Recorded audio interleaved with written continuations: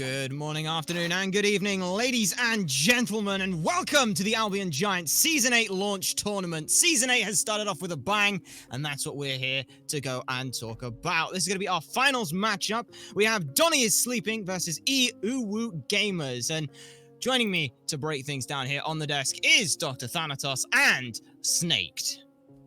Hello. Hello, everybody. So yeah, like I mentioned, Doni is sleeping and Euwu Gamers are our finalists. Taking a look over some of these names here, and as chat has gone with their copy pastas as well, some of these players are people that some of these watchers are going to know. We've got Archie Baker, we've got I Am 4, Mino Kino, Disco Fairy, Krieger, and oh, hang on, that's all on one team. Euwu Gamers, they're coming in here looking pretty stacked right now. Yeah, I'd have to agree. These names, if you've been around these kind of, community leagues for a while, you've definitely seen these names and you've seen the potential they really do have to, make an impact, and they're all on the same team. So it's pretty scary here for Doni sleeping. One thing I want to mention though is like EU gamers are like a team that comes from EU and they playing in NA ping. So playing with NA ping and making it to finals, that's something. That's something you have to give credit for. Yeah, I gotta admit that is even just from playing myself. If you're used to sort of 40 to 60 ping, suddenly going to like 120 plus, that can be quite a jump when you're going with your sort of timings on stuff. So really impressive from these guys, from what we've seen looking at the bracket here. Still though, we are going to be heading into game shortly on this, and with Season 8 still fairly new, meta seems to be somewhat up in the air. Is there anything we've really seen that started to sort of leap out as a, I hesitant to say meta, but what sort of has become popular, I guess, is the best question to ask. 1000%. Danzabura, now that he's able to be played, he is being played nonstop all the time. One of the strongest hunters I think that's been released in some time, and even stronger than Heimdall in my opinion. Just the pure damage and CC he has is just insane. I'm just excited to see what picks and bans come through, because there's a lot of experimenting through this week. I mean, Season 8 just started this Tuesday. So I'm really excited to see what the teams come along with picks and bans. Well, talking of those, Apollo, Fenrir, Scylla, and Set, these feel very much like end of Season 7 bans, but I have heard whisperings that Set is like SS tier, so some of these seem pretty good, and if you're not sure what to ban, go with what you knew was strong. Yeah, I think the newer kind of changes to Janus here makes this ban make a lot of sense. He's doing an insane amount of damage right now. He's definitely in a really, really strong place. And the Fenrir also got a buff here as well, giving a lot more just damage across the board to give him better scaling and everything across the board. I think those two bans are the only, quote, new bans coming out so far. Set is like a really not a strange ban because the basic attacks all laners are really strong with the new starter items. So Derlang Chen coming through, that makes sense also because of that. And now we're seeing Chang'e and Yemoja. Yeah, Yemoja, that one makes sense to me. The Chang'e, are we still on this healer meta side of things? Because this was the pick that was sort of, we want to deal with healers, but also have a healer ourselves. So even with the anti-heal global debuff, is this still something that can really be played around with? Yeah, I don't see a reason why changing up these, meta healers are really need to change right now. If it's been working in the past, might as well try it again. The only thing is, with a little bit changes, the new starter item, Tainted Steel, can be used for anti-heal. There is a possibility Doni Sleeping might go for that to try to combat a little bit of that healing that EU gamers have, but I think it'll be interesting to see if Doni is Sleeping will go for a lot of more healing in this later half of the draft, or where they're going to go with that. It does look to be interesting. They have got their second pick here to go for, locked in the Ganesh. So with this Erlang as well, that's, I guess, the real question I'll ask is, where do we think this Erlang's going? Because usually if this was season 7, you'd go, oh, it's Erlang jungle, but now I'm not honestly sure.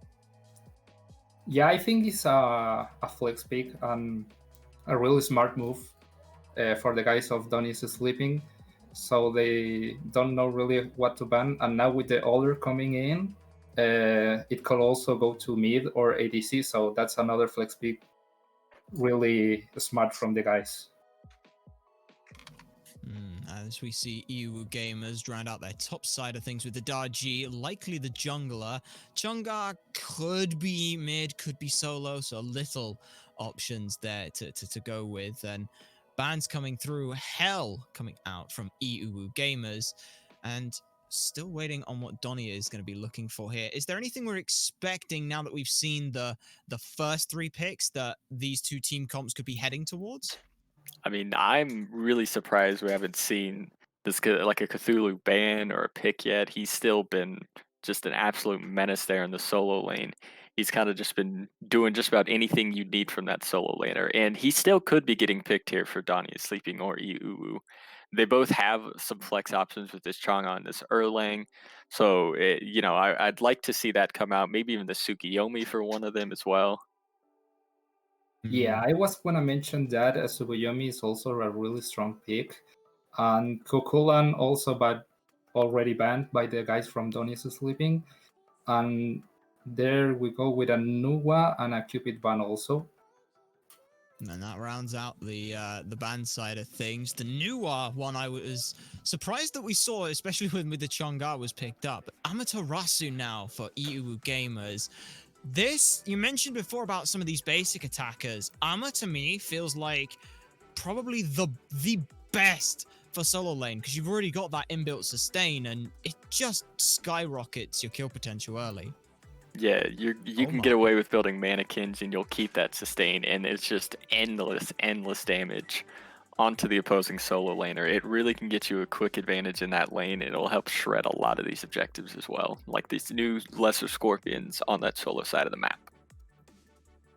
We mentioned about shredding objectives, and look what Doni is sleeping pick up. The Tsukuyomi you two mentioned has been locked in, and a Chronos to go with it. I'm surprised about Chronos, the late game hyper carry with games lasting like 30 minutes or so. Chronos to me seems like a very strange choice here. I don't think it's really that strange because what I've been noticing about Season 8 is like now it's more like a race to get to level 20 and get these items evolved from the starter. So maybe Chronos is a safe choice for that because until level 20 he's gonna, for his passive, he's gonna get a lot of power and maybe shred objectives like towers or maybe a late fire giant. But I think he's got a good point there. I think that Doni is Sleeping needed a bit more of like a late game kind of character to kind of give that some potential there, since a lot of these picks are a little more early to mid game centric, while EU gamers kind of are all around good across the board. Talking about all around good across the board, the Onher coming in as the final pick for Euwu Gamers. I like this Onher because, like you mentioned, if they are this all around kind of a draft with when they can and want to fight, Onher seems to fit that quite nicely. Can box very aggressively early, can do a lot of objective damage, and just sets up with this team really nicely, it looks like.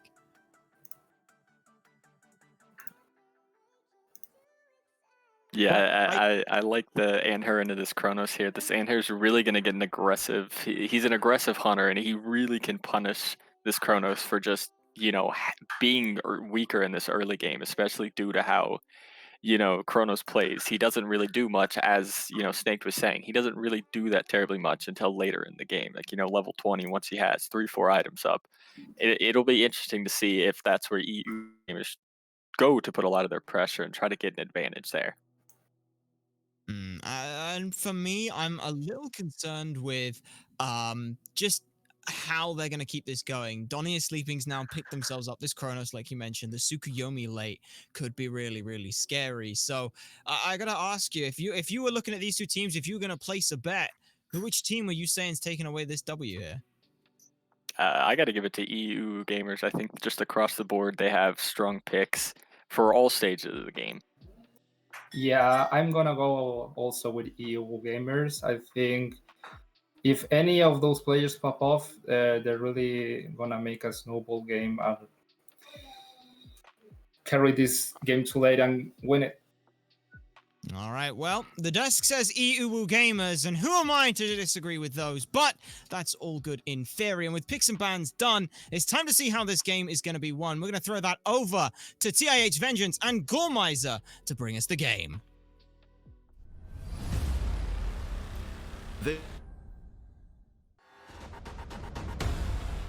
TIH Vengeance joined with the one and only Goremiser, and Gore going into game number 1 of Doni's Sleeping versus EU Gamers. Like to mention, these are some interesting comps, but it's the start of season 8. We don't know anything yet.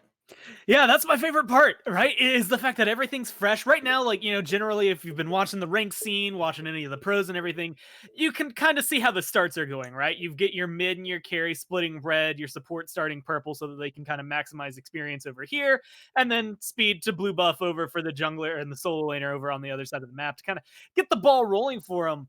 But it's all this stuff, and the god picks, the items, just the flavor of season 8, right? That's coming through and makes things interesting. I mean, when was the last time we got to see Kronos? Like over half a year ago? It's so interesting to see what these teams are pulling out.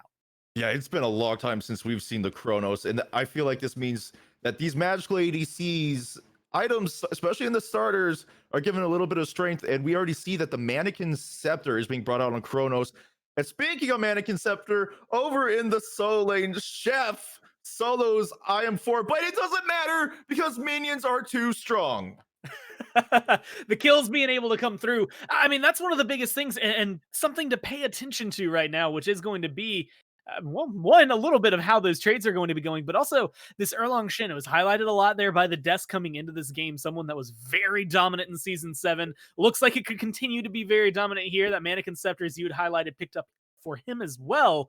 Even though he ends up trading that one out overall, knowing that you're willing to get aggressive. Also, Chef, someone who loves to play a little more loose, let's just say. I expect to see him, much like we do now, always trying to make sure that this Amaterasu is shut down.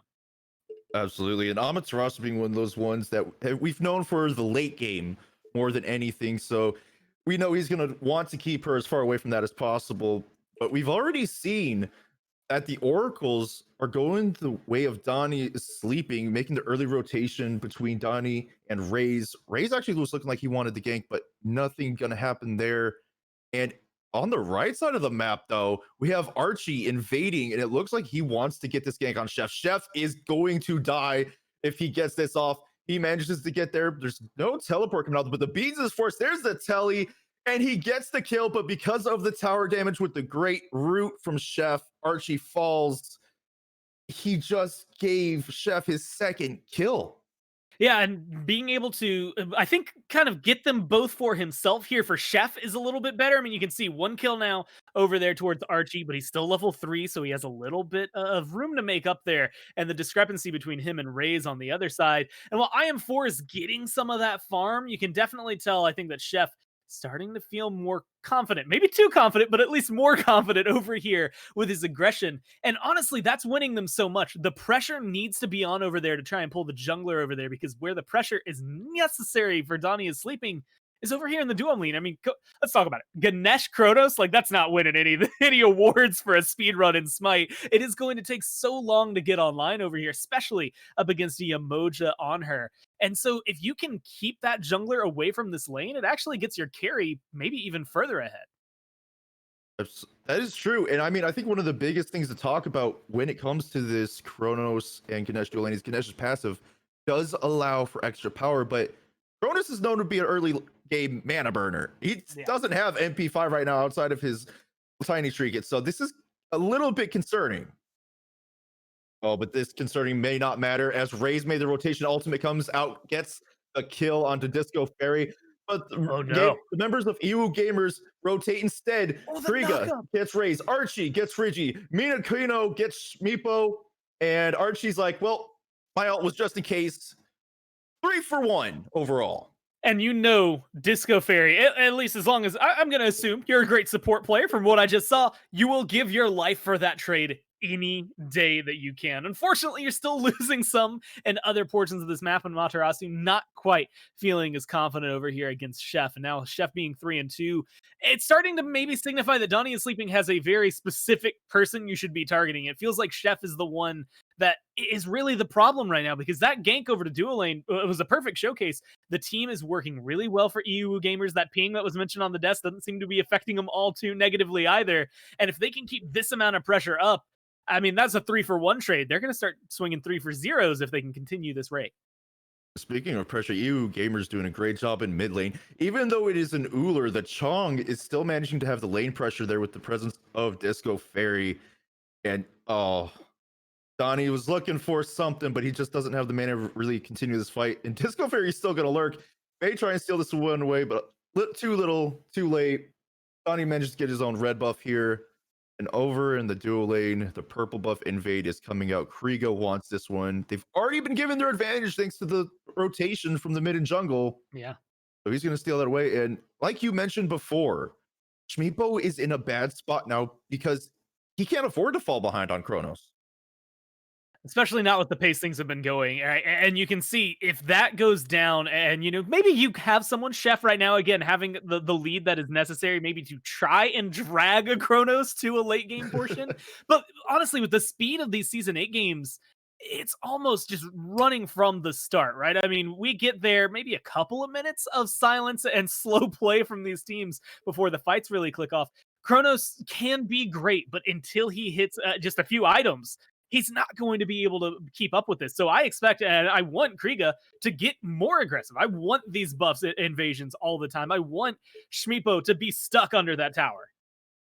Over in the mid lane, Raze used his ultimate to avoid Minokino's, be able to use the CC immunity to get clean out of there. Doni comes back to lane, he falls low. But over the solo lane, Chef keeps challenging IM4, but this time he has Archie with him, and there's going to be no trading. Chef will fall cleanly this time. And Gore, this may be the start of the solo lane reverse. Yeah, I mean, if you can start getting ganks over there, and admittedly, you don't really need them anywhere else. I mean, Archie maybe can focus a little bit here to help out Minokino in mid, but for the most part, Amaterasu's been suffering. I want to see that transition over there. Lockdown Chef, he's got beads, so if you make that rotation and force it, somebody's ult is going to connect. Speaking of ults connecting, the third shot does manage to hit onto Raze, forcing the beads, but Archie Baker finds himself an awkward spot. Dharmic Pillars used. Raze going to clean that one up very easily. Disco Fairy is now all alone in the wrong spot of the jungle, finding 4 members here, trying to get away, but even Chef is here, and he manages to clean up the kill. The root holding Disco in place, no chance of getting out after that. And it looks like they're going to push this one a little further, except this time IM4 is going to go towards his side of the jungle, tier 2. He wants to try and stop this invade. It looks like he manages to do so as well, but they're not letting him get it that easily. He's finding himself half health, but he is Amaterasu, so he's got self-healing. Yeah, not too stressed out about it. And realistically, I think the important thing is make sure the experience and on that gold from the buff doesn't go the way of Doni is Sleeping. That was a really clean fight from them to start things off, but being able to limit that, put a little capacitor on what they're trying to go for, makes it so this Amaterasu, again, isn't falling drastically behind. In fact, now has a level lead on Chef. Having that little bit of experience, I don't suggest taking this boxing match, but it at least opens things up for you to get aggressive. And this boxing match so far going completely favor of IM4 using his ultimate response, but Chef getting the turtle for him off to get the shield, and in response, the Greater Scorpion on dual lane is the target, but is that really the right response here? Sure, it spawns the Gold Fury, but your solo laner, who was just a level ahead, just lost that XP lead.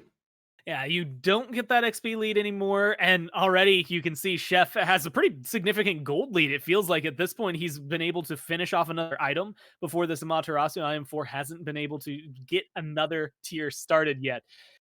But that's maybe why they need that Gold Fury spawning. Theoretically, I mean, they've got almost 2,000, let's say 1,500 gold lead on the side of Euwu gamers. They're playing the jungle pretty well. They get those enhancements for their buffs so they can maybe get a little more aggressive as well. But it's all coming down to this. Over in the mid lane, Doni is Sleeping, tried to trapping, but unfortunately, Dharmic Pillars just forced out the ultimate. from Archie Baker, and Ray's going in on 4 members, trying to clean up Disco Fairy, but is punished hard for this one. Minokino getting the kill there. And unfortunately, Doni and Rigid just have to watch from a distance. Shmipo looked like he was starting to make the rotation as well, but too little, too late for him to do anything. So he's back to lane for him. And so lane, Chef yet again is pushing at the tier 1 tower. I mean, Kronos is all like, I don't think at any point in the next few minutes are we going to be worrying about Shmipo. I don't think Euwu gamers have anything to worry about Shmipo for a little while. The best thing you can do right now, and it almost is unfortunate, but as that carry right now for Doni, you just have to sit back and farm. If you see the on her making the rotation, maybe want to keep up. Your utility's still pretty solid, but admittedly, you're not going to provide anywhere near as much to the fight as this on her will. Gold Fury started by EU gamers, but they recognize Doni rotating in, and he's finding himself in a rough spot. Ultimate comes out, and so does the kill for Kriega. But instead, they're not going right back to the Gold Fury. They're giving this a little bit of delay, push up mid lane, keeping Raze a little bit busy. But instead, these mid-neutral Harpies, Archie finds himself getting caught through by Ganesh. Doesn't want to contest anymore just to save his own life here. He did have teammates, but I think they'd rather keep him alive. Beads were forced out for Kriega. Shmibo using the rewind, gonna have to reset that fight as well. All in all, I'd say we're getting some interesting trades, relics and ults. Yeah, I mean, that one is an interesting one. I almost want to see Shmipo continue to get aggressive, gets all that mana back, has full health, maybe can do something, but now it's all up in mid. And in this fight, we see the ultimates coming up. Minokino getting credit for the kill onto Rigid. Archie Baker was up in his pillar as well. And now they're going to just back off. Take the 1 for none. Save the life of Archie as well. Make sure no one can come in and clean him up. But Chef is here making the rotation ahead of IM4. He wants to get something going. Doni finding himself half health. And this is not working out the way they planned. IM4 has now finally found his way. Ultimate being used onto Chef. He's caught, but no more CC so far until the stun from Disco Fairy getting the kill as well. And IM4's counter rotation just worked out so much better here.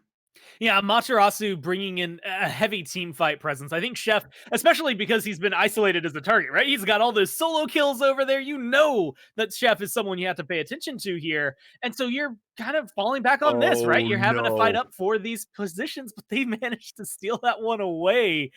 That's the only way you stay alive in this. Oh, no. Darmic Pillars used right on top of Pyro. No one from EU Gamers dropping it.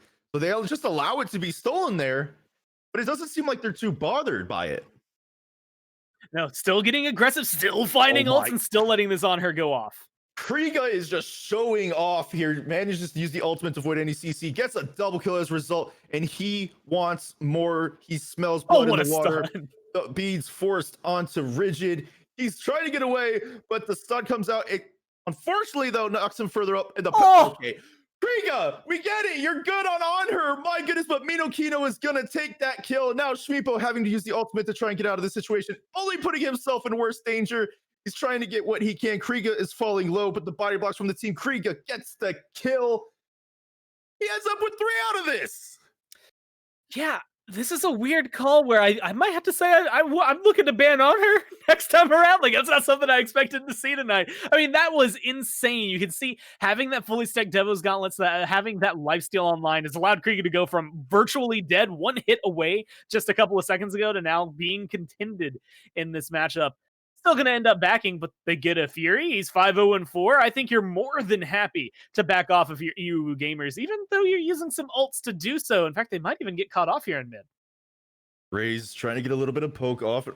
And at those mid Harpies, as you were saying, Archie was caught out for a little bit, but uses the ultimate, create a little bit of CC and self-peel so he can get out. And it's just, we're 13 minutes in. The first Gold Fury goes down. EU gamers find themselves nearly 6k gold ahead. And one of the things that I actually want to ask you about here is, we're used to magical ADCs getting lifesteal first, like Bancrofts or something. But instead, we see Shmipo with the lifesteal boots on top of Rada to Hootie. Yeah. So this was at least in season 7 a very popular like kind of mid build, right? We saw it often with Hebo specifically. It'd be like, cool, I'm gonna rush lifesteal boots, and then I'm gonna get Rada Tahuti, and I'm just going to demolish everybody. It works well for Hebo because he's kind of got what the meme is 3 ults, right? When it comes through.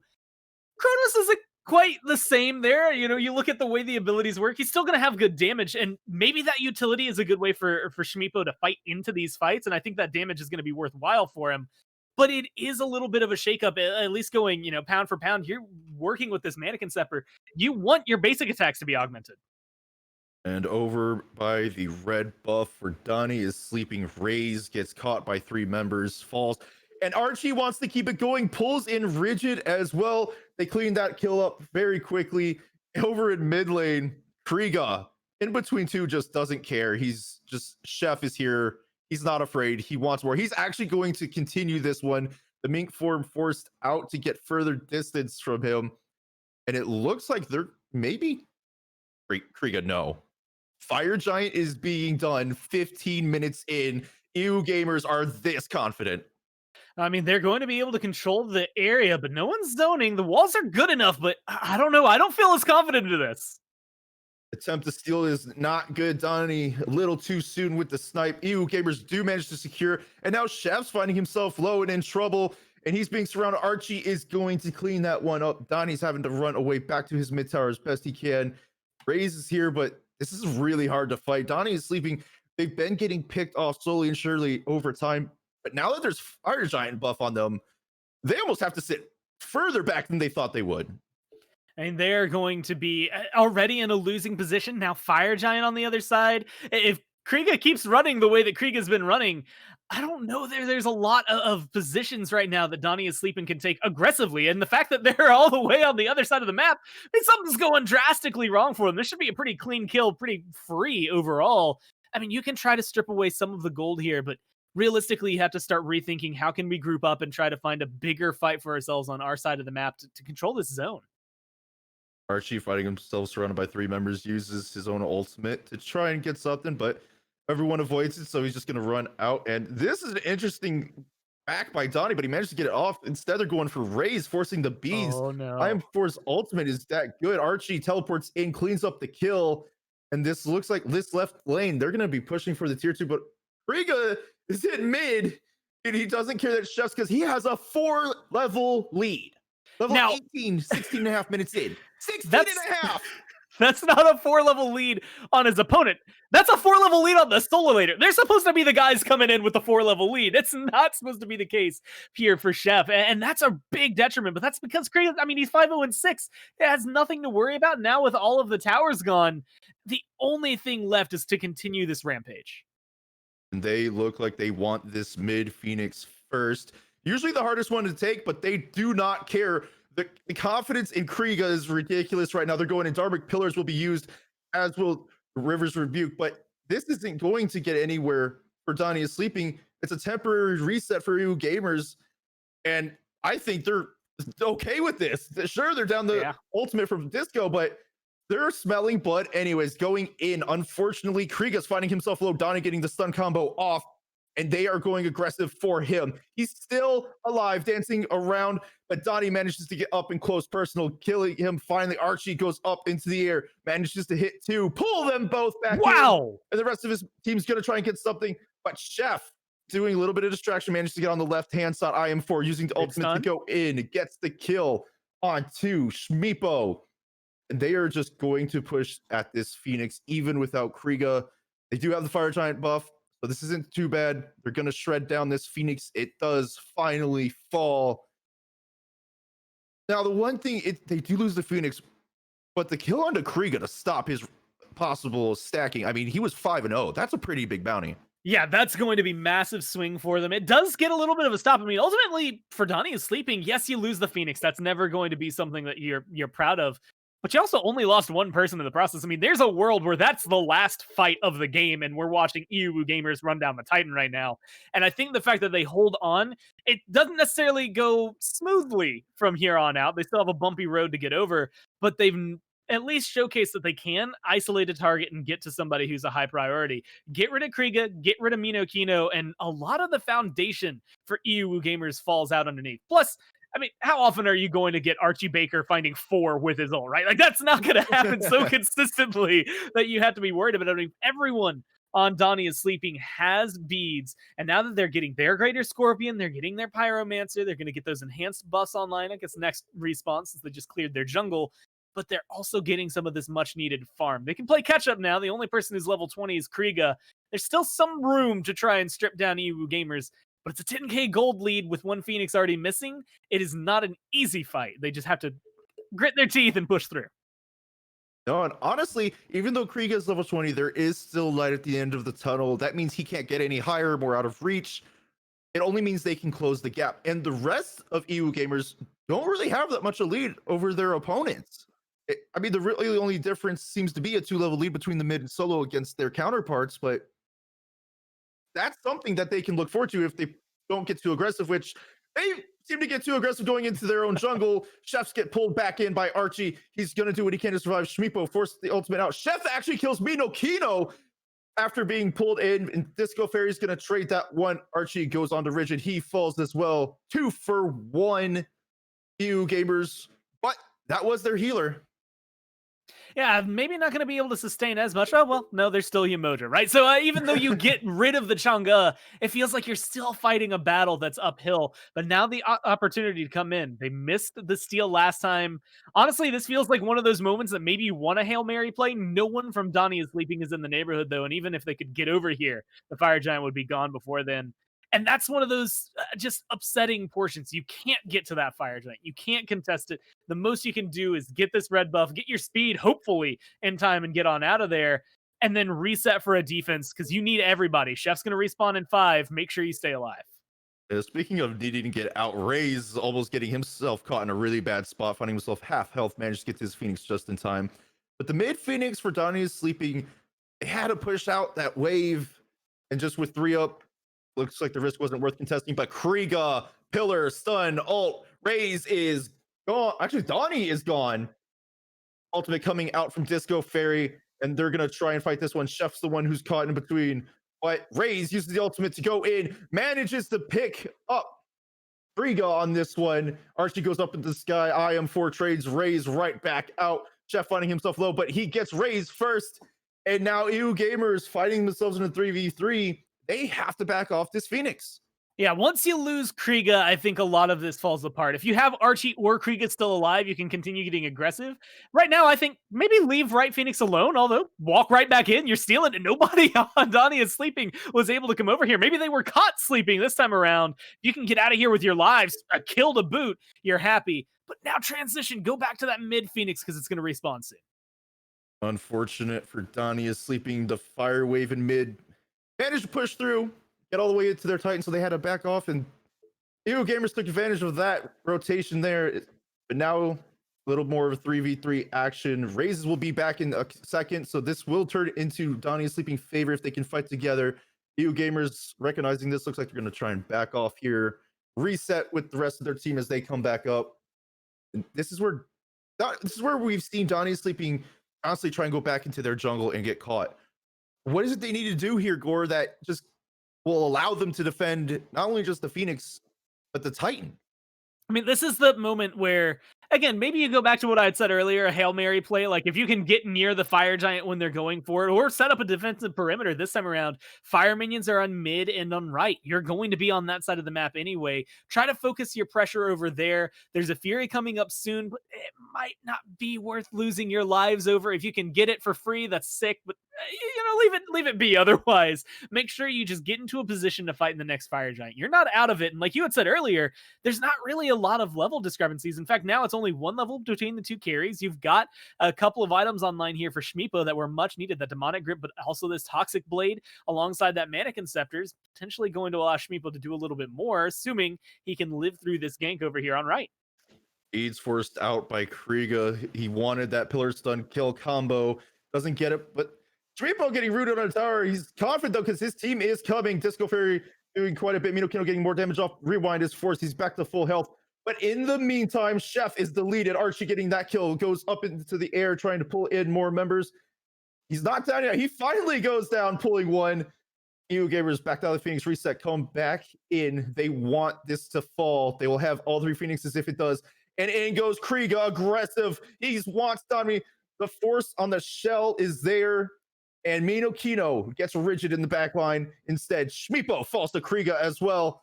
Only 2 members, Doni and Raze. There's not much they can do here. The Titan is falling. It's falling way too fast. Oh my god, what? I saw 5 chunks and it was gone.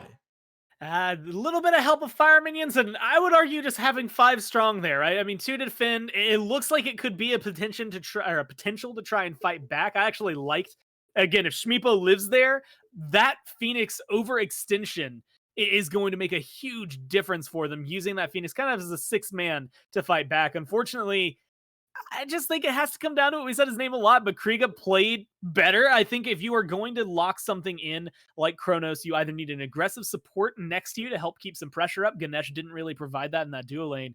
Or Raze needs to come over there a little more often, right? The jungle kind of left that duo lane off to fall apart. And unfortunately, they ended, 0-11 collectively. They didn't get a lot done for their side. And even though you had Chef having a pretty good solo lane, nothing else was able to come from the rest of the team.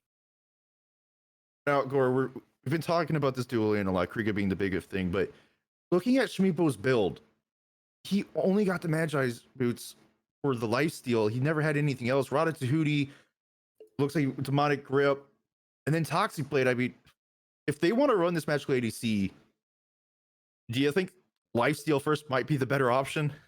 I think so. I mean, Rod, as much as people like to talk about it right now and how it's become this big talking point because it's got pin available to it, if I remember correctly, and I'm going to have to look it up just to make sure as I pull it through, it's got percent pin, not flat pin. Early game, percent pin isn't really as worthwhile for you. This is a great item still. I mean, look, MP5 magical power plus your basic attacks and abilities are going to gain magical power against people that are weak. It's a solid item, but it's so expensive, and that percent pin honestly could be swapped in this build with where he had that Toxic Blade, right? Move everything up 1 tier and then get that Rada Tahuti a little bit later. You get a power spike when you need it. The pin comes online to help deal with things like the Yamoja and the Amaterasu, and you feel that power curve really kind of flatten out for yourselves and help, I think, against the On Her early game, but also help in the team fights late game.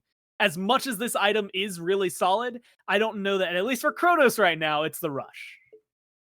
All right, and with that, we're going to go to a quick break to set up game number 2.